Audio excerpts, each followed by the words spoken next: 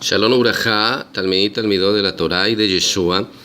Desde Israel seguimos con algunas disertaciones con respecto a la Parashá Kitabó, libro de Devarim, capítulo 26. Y deseo compartir con ustedes el Pasuk 14, Yod Dalet.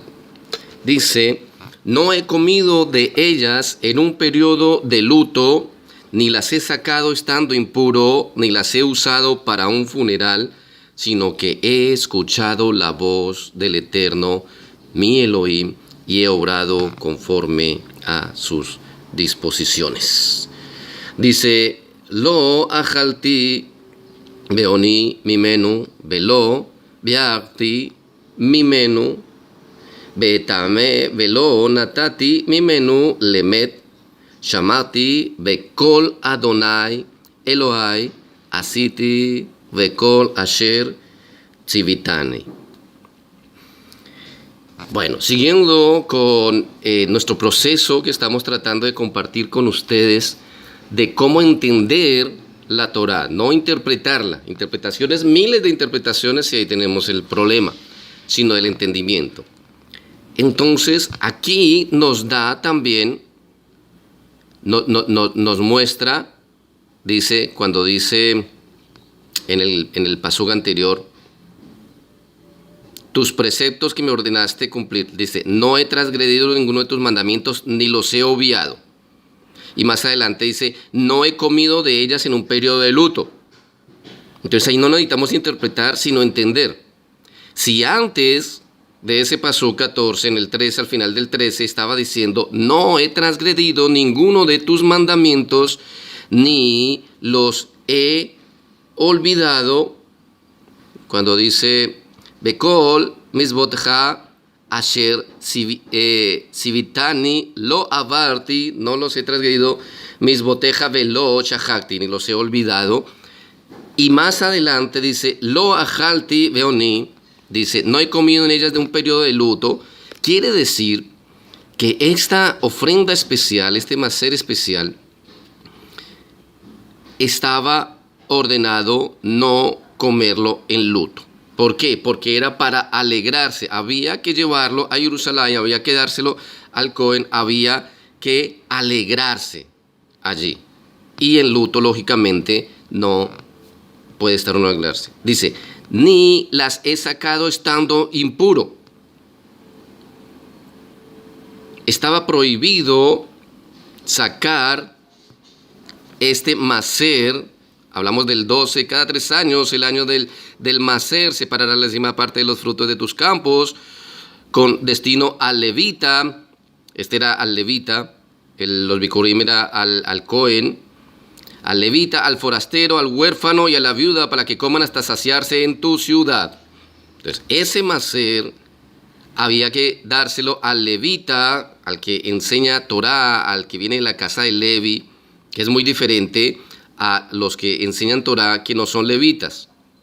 Ahí ya más adelante vamos a mirar ellos cómo debemos sostenerlos o cómo se les debe sostener.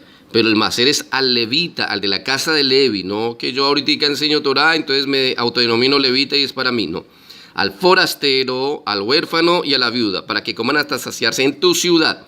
Tú tenías que compartirlo con ellos, comerlo con ellos y alegrarte. Por eso era prohibido hacerlo en luto, porque en luto tú no te podías alegrar. Entonces al compartirlo con ellos ibas a tener tu cara desencajada, ibas a estar triste, ibas a producir en ellos un sentimiento no de alegría y se iban a sentir incómodos.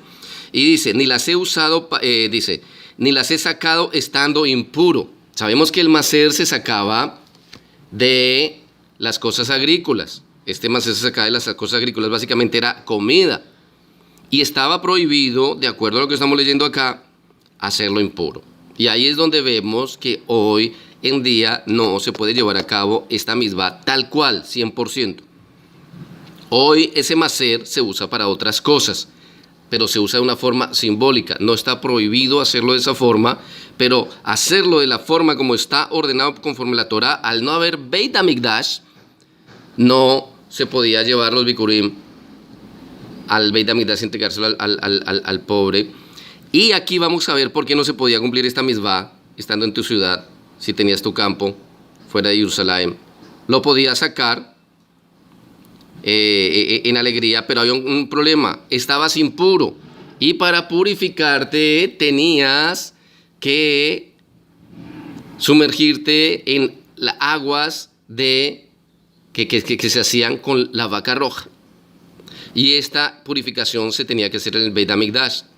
Por eso hoy en día todos estamos impurificados ritualmente de acuerdo a la purificación del Beit HaMikdash, para hacer todas estas misbot. Dice, ni las he sacado estando impuro. Hoy en día nadie puede decir que está puro, porque nadie puede estar en Jerusalén y purificarse con las aguas de las cenizas de la vaca roja en el Beit HaMikdash.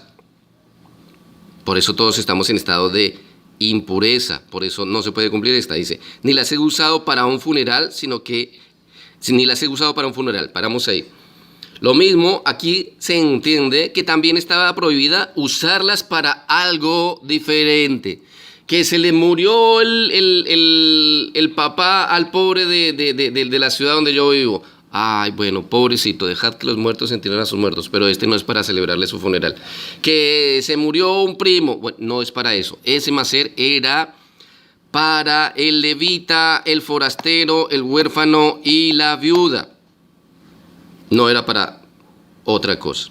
Entonces, ahí entender, no interpretar lo que dice. Y más adelante dice, y esta es la parte que también quiero tocar y que me gusta mucho.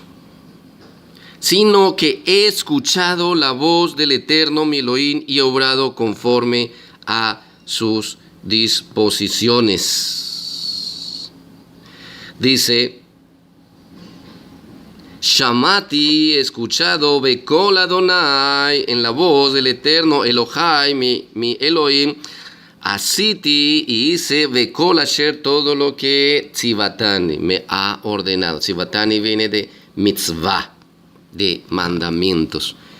El Eterno, eso es lo que quieres que hagamos. Y si nos damos cuenta, Él envió a Mashiach no para abolir la Torah, la ley, sino para que lo pongamos en práctica, porque dice, no todo el que me diga Adón, Adón entrará en el reino de los cielos, sino el que haga la voluntad de mi Padre que está en los cielos. ¿Y cuál es la voluntad del Padre? Que escuchemos su voz y hagamos lo que Él nos ordena. He escuchado la voz del Eterno mi Elohim y he obrado conforme a sus misbot.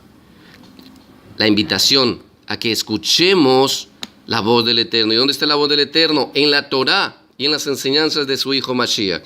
Desde Israel, con amor para todos ustedes, en el amor de Yeshua HaMashiach.